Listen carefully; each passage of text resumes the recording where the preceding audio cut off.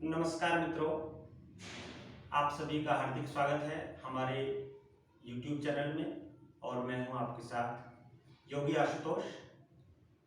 जैसा आप सबको पता ही है कि पूरे देश में ही नहीं पूरे विश्व में कोरोना जैसी महामारी ने सभी को अपने चपेट में लिया हुआ है। तो इसी से जुड़े हुए आज हम आपको कुछ योग बताने वाले हैं। विशेषकर इसमें मैं आपको प्राणायाम के बारे में बताऊंगा। तो हम इसमें कौन कौन से प्राणायाम कर सकते हैं, कौन कौन से प्राणायाम हम इसमें कारगर सिद्ध इसमें हमारे हो सकते हैं। तो ऐसे प्राणायाम के बारे में हम चर्चा करेंगे आपसे। हम आपसे कुछ चर्चाओं हम आपसे कुछ योगासनों के बारे में भी चर्चा करेंगे कि हम इसमें कौन कौन से योगासन कर सकते हैं जिसमें हमारा जो लंग्स है, हमारे जो फेफड़े हैं, उनका विस्तार हो, वह खुले, उनमें ऑक्सीजन अधिक से अधिक जाए। क्योंकि सबसे अच्छी जो वैक्सीन है वो ऑक्सीजन है। हम इधर उधर ना भाग के जो हमें भगवान ने सबसे अच्छी वैक्सीन दी है वह है ऑक्सीजन, वह है प्राणवायु। उससे अलावा हम कहीं भी इधर उधर ना दौड़ें। सबसे पहले स्वयं को सही रखें। हम स्वयं ठीक रहेंगे तो दूसरों को भी ठीक रख पाएंगे। तो इसी कड़ी में मैं आप सबको पहला एक बार क्रिया बताने वाला हूँ। तो कपालभाति क्रिया हम इसमें कर सकते हैं, लेकिन कोविड होने के बाद नहीं। मैं पहले ही बता रहा हूँ कि हमने अपनी इम्यूनिटी को बढ़ाना है, हमने अपनी रोग प्रतिरोधक क्षमता को बढ़ाना है। तो हम क्या क्या कर सकते हैं ये आज हम बताने वाले हैं। इसके बारे में आज हम थोड़ी चर्चा भी करेंगे और थोड़ा सा प्रैक्टिकल भी एक बार कर लेंगे। तो इसमें कमर सीधी करके बैठ जाएं, हाथ दोनों ज्ञान मुद्रा में, आंखें बंद करके हम सबसे पहले 5 मिनट कपालभाति प्रतिदिन करें।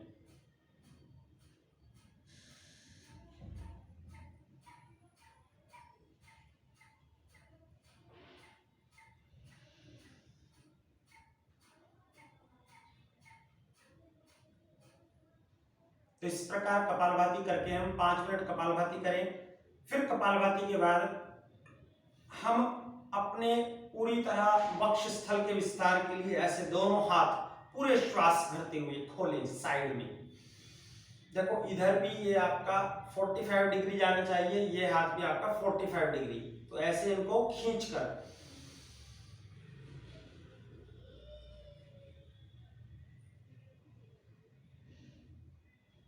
श्वास छोड़ते हुए बराबर से नीचे। इसमें आपने श्वास को रोकना है पूरा, ध्यान रखें। एक बार फिर से हाथ बराबर से ऐसे,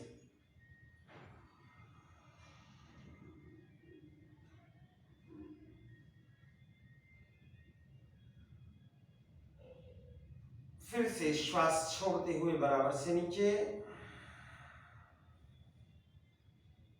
एक बार फिर से पूरा श्वास भरते हुए,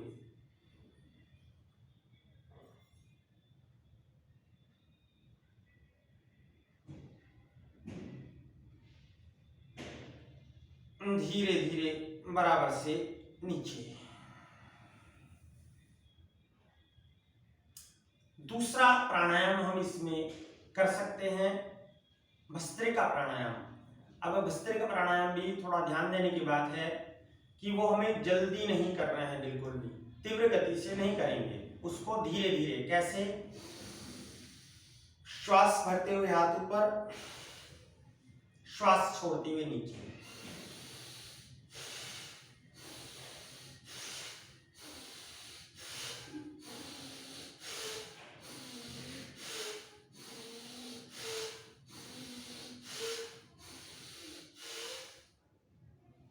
इसको हम 50 बार, अगर एक बार में 50-50 नहीं कर सकते हो तो हम 25-25 करके भी 2 बार इसको हम कर सकते हैं।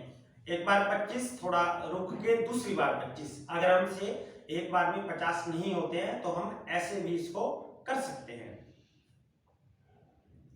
ऐसे 50 बार जब हम भस्त्रिका प्राणायाम कर लेंगे तो उंगलियों को पूरा कसकर ऐसे खींचना है, पूरा श्वास पूरा भरते हुए।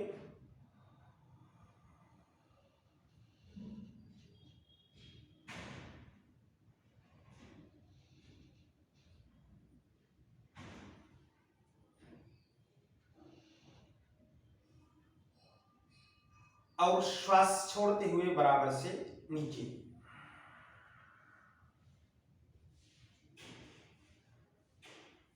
एक बार फिर से उंगलियां कसते हुए सामने से ऊपर,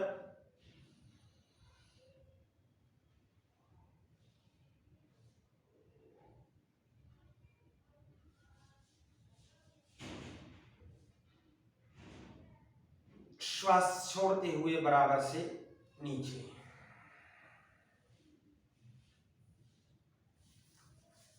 जिनका पद्मासन लगता है वो पद्मासन लगा के इसमें पार्वती आसन भी हम इसमें कर सकते हैं।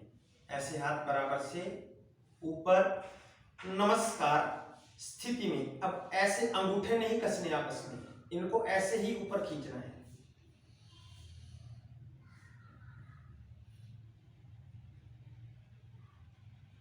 और श्वास छोड़ते हुए ही बराबर से दोनों हाथ नीचे ले आएंगे।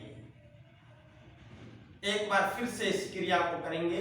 पूरा श्वास भरते हुए हाथ बराबर से ऊपर खींचे।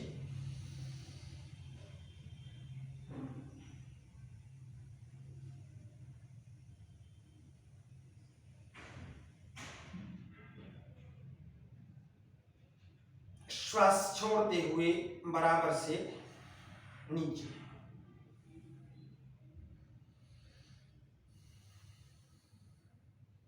तो इसमें हमारे जो श्वास है, आपको स्वयं ही महसूस होगा कि जो हमारी श्वास की गति पहले थी और श्वास की गति, ये क्रियाएं करने के बाद, ये आसन करने के बाद हमारी श्वास की गति किस प्रकार बदल जाती है। हमें स्वयं को ही महसूस होगा कि श्वास किस प्रकार हमें गहरे आने लगते हैं। अब इसमें हम बैठे बैठे ही एक आसन और जोड़ सकते हैं। इसमें हम पैर दोनों सीधे करके इस प्रकार बैठ जाएंगे। पैरों के अंगूठे, केवल अंगूठे पकड़ने हैं बस, और श्वास पूरा भरते हुए हमने सामने की ओर अपने शरीर को ऐसे खींचना है, धीरे धीरे। जिसको लगता है कि पूरा आगे खींच सकते हैं, ऐसे अपनी अपनी कैपेसिटी से हमें अपने अपने शरीर के हिसाब से आसन करना है। तो वैसे हम इसको तड़ागी मुद्रा भी बोलते हैं। तो इसमें आपने पूरा श्वास भर के रोकना है, पूरा श्वास भरना है और आपने पूरा रोकना है। श्वास भरिए,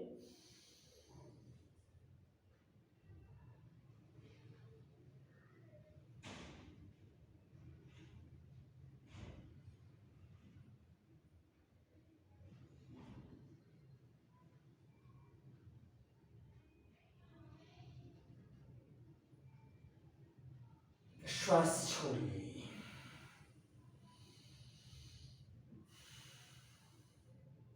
एक बार फिर से अंगूठे पकड़िए। अब इसमें बहुत सारी कंडीशन ऐसी होती है, अंगूठे नहीं पकड़े जाते, फ्लेक्सिबिलिटी नहीं है, तो यहां से बस ये टखने अपने अपने एंकल पकड़ के ऐसे भी खींच सकते हैं।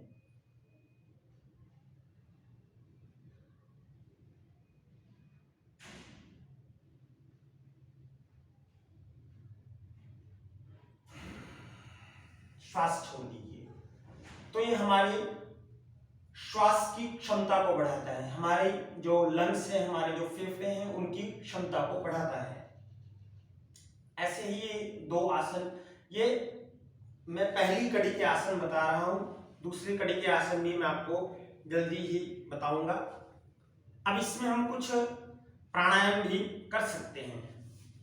जैसे पहला प्राणायाम हम करेंगे सूर्य भेदन प्राणायाम।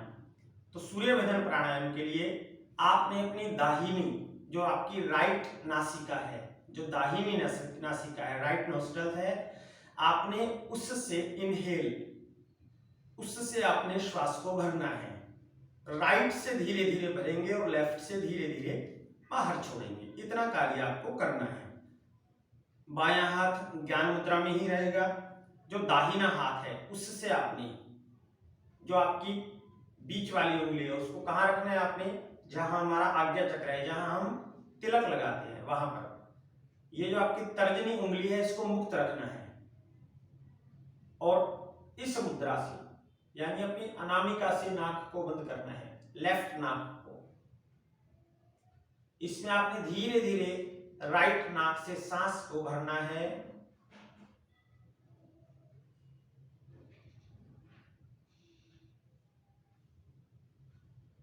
लेफ्ट से बाहर छोड़ना है।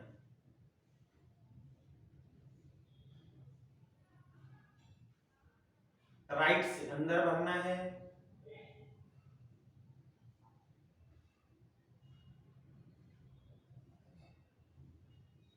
लेफ्ट से बाहर छोड़ना है।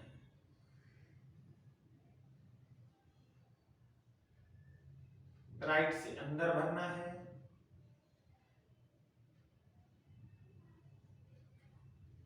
लेफ्ट से बाहर छोड़ना है। ये केवल प्रारंभिक चीज है। केवल अभी बताया कि सूर्य भेदन करना कैसे है, लेकिन सूर्य भेदन पूरा कैसे करना है, करना क्या है एग्जैक्ट, अभी हम करेंगे इसकी चर्चा। हमने राइट से भरा, लेफ्ट से छोड़ा, इतना काम तो करना कर लिया, लेकिन राइट से लेने के बाद अब आपने सांस को रोकना भी है। राइट से इसमें हम थोड़ा सेकंड्स का थोड़ा अपना रेशो का ध्यान रखेंगे। रेशो हमने कितनी रखनी है, अनुपात जो है, तो 5 सेकंड में धीरे धीरे श्वास भरा जाएगी। प्रारंभिक स्थिति बता रहा हूं, पहले ही बता रहा हूं कि हमने प्रारंभिक करना है। तो राइट से धीरे धीरे श्वास भरना है, 5 सेकंड लगे भरने में, 5 सेकंड उसको रोको, 5 सेकंड उसको छोड़ने में लगे और 5 सेकंड फिर रोकेंगे। तो फिर से एक बार इसका अभ्यास करेंगे।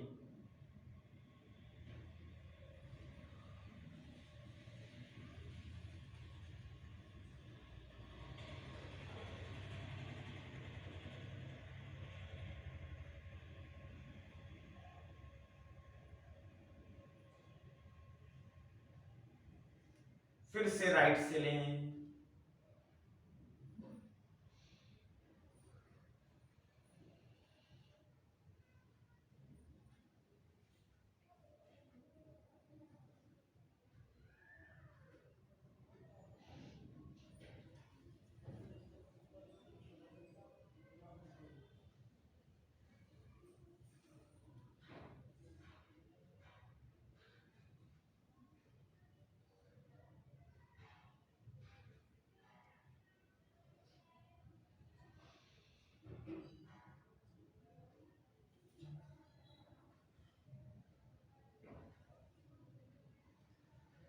इसकी भी हम जो गति है वो अपनी अपनी इच्छा अनुसार बढ़ा सकते हैं। ये मैंने सबसे मिनिमम बताया है, 5 सेकंड लगभग सभी कर सकते हैं। तो 20 सेकंड का हमारा एक सांस रहेगा। ये 5 सेकंड लिया, 5 सेकंड रोका, 5 सेकंड छोड़ा, 5 सेकंड रोका। इसको हम सूर्य भेदन पूरा प्राणायाम ये एक बार में हो जाएगा। अब इसमें कोई 10-10 सेकंड से भी कर सकता है, किसी की कैपेसिटी है 30-30 सेकंड से भी कर सकता है। तो अपनी अपनी इच्छा अनुसार हम इसको बढ़ा सकते हैं।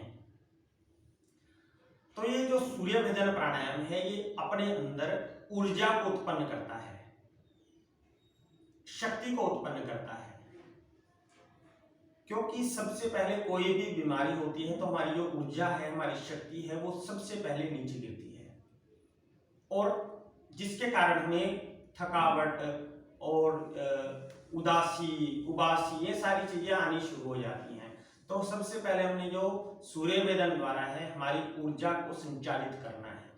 तो ऊर्जा हमारी संचालित रहेगी, उठी हुई रहेगी, तो कोई भी बीमारी हमारे पास लग ही नहीं सकती। लेकिन प्रतिदिन करेंगे तब इसका भी हमने विशेष ध्यान रखना है। इसके बाद सबसे अंत में हमने आंखें बंद करके बैठना है और जितना गहरा भी हम भर सकें उतना गहरा श्वास भर के ओम का उच्चारण करना है।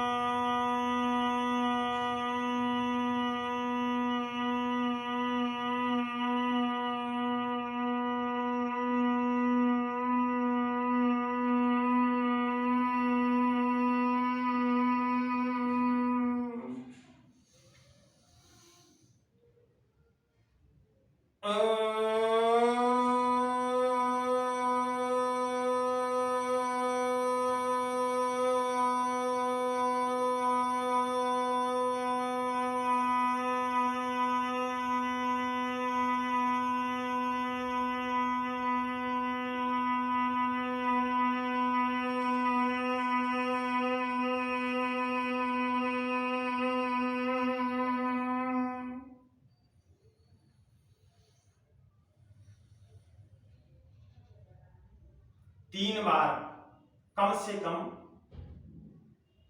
और उसके बाद हम अपने ओम के उच्चारण को बढ़ाते ही जाना है। प्रतिदिन 3 से शुरुआत करें, अगले दिन 4 कर दें, 2 दिन बाद 5 कर दें, फिर 6, 7, 108 तक हम इसको खींच सकते हैं। समय है तो 108 तक प्रतिदिन करें। कोई बीमारी, कोई भी आपदा आपके निकट नहीं आ सकती। ये मेरा स्वयं के ऊपर किया गया पूरा अनुभव है। अपना अनुभव मैंने आपके साथ पूरा साझा किया है। इससे जुड़े हुई ही अगली कड़ी मैं आपके सामने जल्दी लेकर आऊंगा। और आप सभी को नमस्कार। आप सभी का दिन मंगलमय हो, शुभ हो, कल्याणकारी हो। धन्यवाद। आपको हमारी वीडियो कैसी लगी एक बार कमेंट बॉक्स में जरूर बताइएगा। अच्छी लगे तो आगे से आगे शेयर जरूर कीजिएगा। नमस्कार।